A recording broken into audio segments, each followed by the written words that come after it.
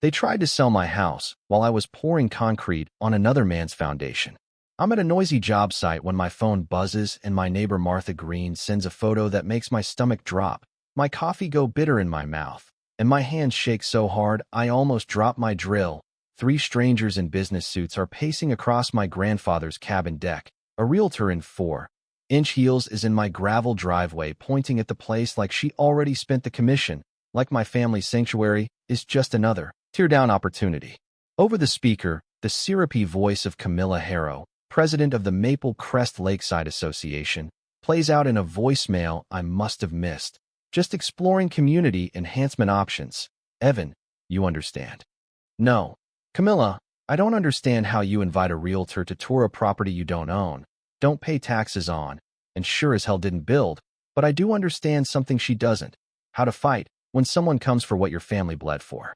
My name's Evan Cole, and that cabin? It's been in my bloodline for 40-plus years. My grandfather Walter Briggs bought those 2 acres in 1980 with his disability checks and a stubborn will that survived frozen nights in Korea. He framed that little house himself, rough cedar, true lumber, hand-cut joints, plumbing that still runs better than most new builds I work on now. When I was a kid, we'd spend summers staining that deck until our hands smelled like pine sap for a week. This is our forever spot, kid, he'd say, tapping the railing. No one takes what you build with your own sweat.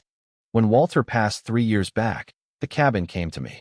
It's the only place my 16-year-old daughter Lena actually exhales, the place she hides when her mom and I are on round 12 of post-divorce arguments.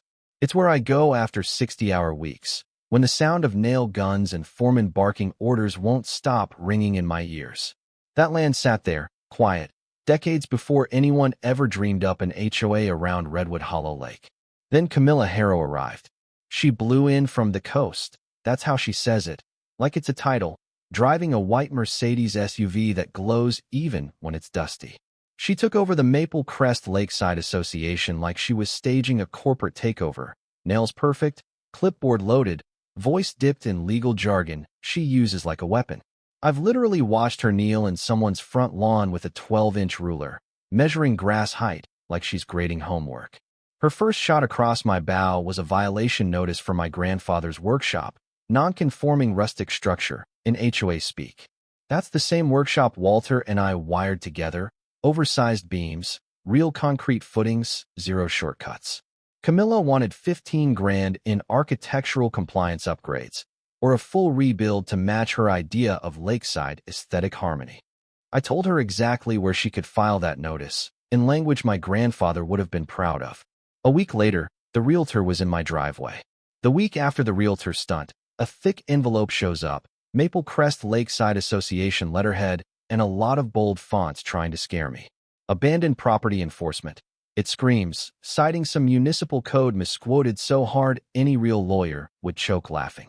Because I only stay at the cabin on weekends, Camilla decides it's abandoned, threatens $500 a day in fines unless I either move in full-time or relinquish title for community benefit. She copies in Councilman Brent Hollister, her tennis buddy. Message received. I have connections. You have a pickup truck? Know your place. Thing is, construction guys live in the world of problems. Cracked slabs, sagging headers, surprise rot. You don't cry, you dig. So I take my lunch break down to the county building, the kind of basement that smells like wet paper and burnt coffee. Behind the counter is Beverly Knox, the clerk who knows more about land than half the lawyers in the county. She pulls my grandfather's file, blows dust off an old survey, and taps it with one painted fingernail. Your granddad was no fool, Evan. See this? Our property line, clear as day, runs 50 feet farther than what everyone assumes. Right smack in the middle of that extra strip, the fancy metal community mailbox cluster Camilla loves to brag about. Then Beverly points to a paragraph I'd never paid attention to. Grandfathered property rights in perpetuity, with all municipal exemptions preserved. In plain language, this land came first. Any HOA born later doesn't get to rewrite the rules for this parcel. That night, Martha Green shows up with a tray of oatmeal cookies and a folder that weighs like guilt. She's not just coming after you, Martha says, voice low, as we walk the pine needle path along my boundary. She's been keeping a quiet dossier like some retired principal turned spy. Photos, copies of nasty letters, notes about the Riverbend family being hounded over their fence, the Pattersons ticketed for excessive lawn decor, an older couple nearly losing their home over bogus shed permits. Martha even dug up that Camilla's California law license was suspended over trust account irregularities, and her perfect life is balanced on maxed cards and a mortgage 3 months behind. So I do what any man does when he realizes the fight is bigger than him. I install cameras, real ones, the kind we use on sites where thieves love copper wire. Then I call Eli Navarro, a property rights attorney whose entire personality is, "I hate bully HOAs." 2 weeks later, a county truck rolls into my gravel drive. Inspector Don Keller climbs out with a clipboard and the look of a guy drafted into a game he doesn't want to play. Behind him, in heels that have never seen mud, stands Camilla, wearing a power blazer and that little half-smile that says she thinks the ending is already written. Complaints about an unpermitted outbuilding. Don reads, gesturing at my grandfather's workshop. Camilla jumps in, says it'll take $25,000 in upgrades or demolition in 30 days. The air smells like cigarette smoke, expensive perfume, and the copper tang of my temper. Instead of exploding, I hit record on my phone. Which codes? I ask. Which section, which year? Don squirms, glances at Camilla, and mutters about missing permits. That afternoon, I tracked down Jimmy Harlan, the retired contractor who helped Walter with the workshop in '83. Guy still has the original permit, inspection sign-offs, and grainy photos of a foundation straighter than half the new builds in Maple Crest. He signs an affidavit. Eli grins like Christmas came early. Then the dam really cracks. Don Keller calls me after hours, voice low. Off the record, Camilla's been leaning on me to find issues at certain properties. This isn't what code enforcement is supposed to be. If you file harassment complaints, I'll tell the truth. At almost the same time, my cameras catch Camilla at 1 a.m., creeping across my lot line with a tape measure and ceramic planters, setting them down exactly where she wants to later discover a violation. She looks straight into one of the infrared domes without realizing it. Clear face, clear intent. I send the footage to Eli. He laughs so hard he chokes. She just gifted us criminal trespass and attempted fraud on HD. When Camilla realizes the code violation angle isn't working, she goes nuclear. A civil lawsuit claiming my blighted cabin has dropped neighborhood value by $2 million, asking a judge to bar me from my own land while things get sorted. Her lawyer, Grant Thorne from Thorne & Cole LLP, loves big fonts and dramatic language, but builds the whole complaint on the assumption that her HOA is legitimate. Eli starts digging into the Maple Crest Lakeside Association filings. Turns out the state rejected their incorporation papers 3 years ago. Camilla never fixed it. Legally, her mighty HOA has the same authority as a book club. On top of that, forensic review shows she's collected around $400,000 in dues and fines, and more than half of it is missing, rerouted into personal accounts in a Caribbean shell called Silver Bay Community Services. At the same time, Rick Dalton, one of my crew, pulls a favor from his cousin, a private investigator, who traces a developer called Harborstone Communities. They've been quietly buying up distressed lakefronts in 3 counties. Harborstone wired Camilla $50,000 as a consulting fee, right before she turned the heat up on me and 2 other owners whose properties they want for a future luxury resort. It isn't an annoying HOA anymore. It's a racket. So we build an army. The VFW hall turns into mission control. Roy McAllister, my grandfather's old war buddy, bangs his cane on a table and tells 24 veterans they're pushing a soldier's grandson off his land. Suddenly, I've got retired Marines offering to run security, former Intel guys volunteering to catalog evidence. Martha opens a filing cabinet that looks like an FBI archive. Eli calls DA Julia Crane, who loves white-collar cases, and she loops in Agent Lauren Pierce from the feds when they see the wire transfers. Meanwhile, Camilla panics. Anonymous flyers go up calling me dangerous. Social media accounts appear accusing me of drugs, threats, all nonsense. Somebody even calls child services claiming Lena is unsafe with me. A social worker tours our little cabin, sees neatly stacked homework, a stocked fridge, photos of fishing trips, and rolls her eyes. We're closing this, she says. And if we find out who weaponized the system, they're in trouble. The more Camilla thrashes, the more rope she hands us. The showdown lands on a bright Saturday at the Redwood Hollow Community Center. The parking lot looks like a fair, news vans lined up, retirees in lawn chairs, construction guys in dusty boots, teachers, kids, all jammed into a hall that usually only fills up for high school basketball banquets. At the front table sit DA Julia Crane, Sheriff Captain Miles Jordan, and Agent Lauren Pierce, whose presence alone tells everyone this isn't just neighborhood drama anymore. Camilla sweeps in late with Grant Thorne, wearing a navy suit that screams damage control, clutching a folder like a life raft. First, they let her speak.